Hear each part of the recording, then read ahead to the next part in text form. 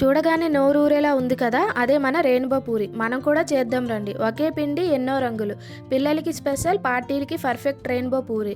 Beetroot, palak, పసుపు రంగులతో natural touch, చూడడానికి కలర్ఫుల్, తినడానికి వెరీ టేస్టీ. మరెందుకు లేటు, పదండి మనం కూడా ఒకసారి ట్రై చేద్దాం.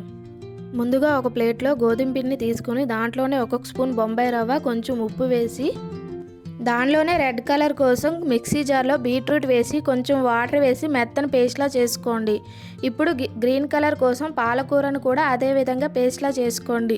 ఇప్పుడు పిండిలో ఒక్కొక్క పాట్లో గ్రీన్, రెడ్ ఇంకా ఎల్లో కలర్ కోసం పసుపు వేసి ముద్దలా చేసుకోండి.